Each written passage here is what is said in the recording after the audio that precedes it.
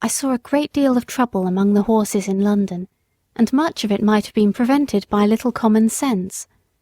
We horses do not mind hard work if we are treated reasonably, and I am sure there are many driven by quite poor men who have a happier life than I had when I used to go in the Countess of 's carriage with my silver-mounted harness and high feeding.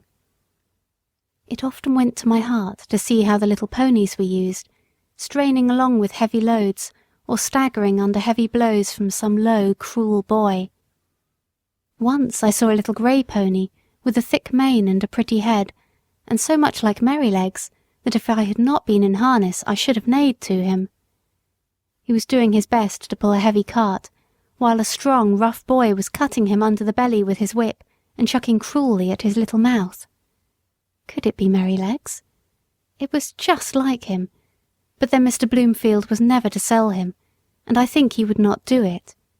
But this might have been quite as good a little fellow, and had as happy a place when he was young.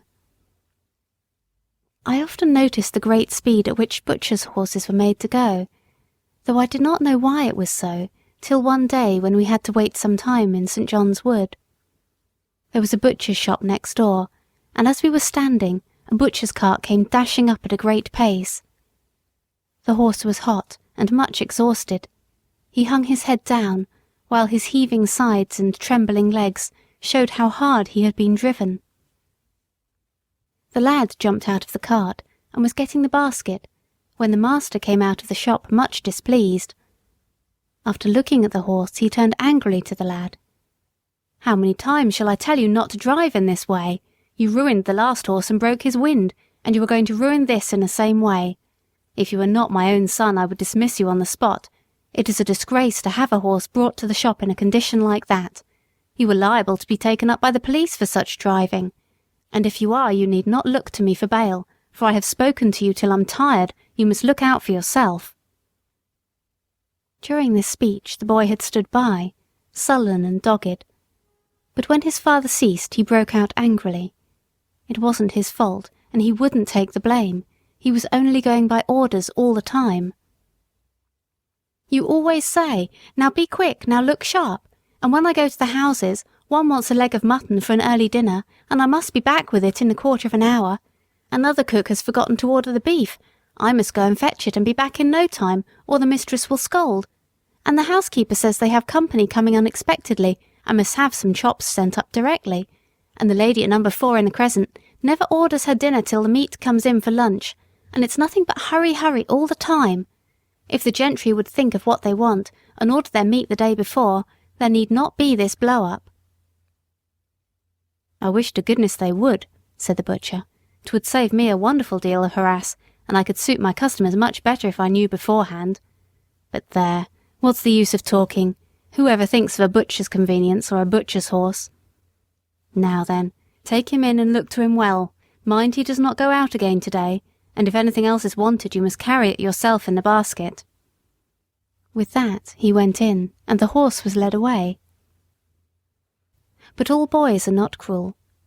I have seen some as fond of their pony or donkey as if it had been a favourite dog, and the little creatures have worked away as cheerfully and willingly for their young drivers as I work for Jerry. It may be hard work sometimes, but a friend's hand and voice make it easy.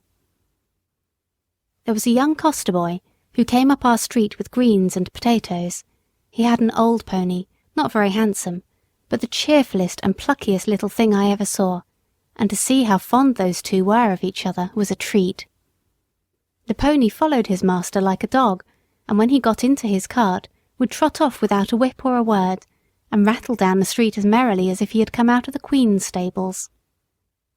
Jerry liked the boy, and called him Prince Charlie, for he said he would make a king of drivers some day. There was an old man, too, who used to come up our street with a little coal cart. He wore a coal heaver's hat, and looked rough and black. He and his old horse used to plod together along the street, like two good partners who understood each other. The horse would stop of his own accord at the doors where they took coal of him. He used to keep one ear bent towards his master. The old man's cry could be heard up the street long before he came near.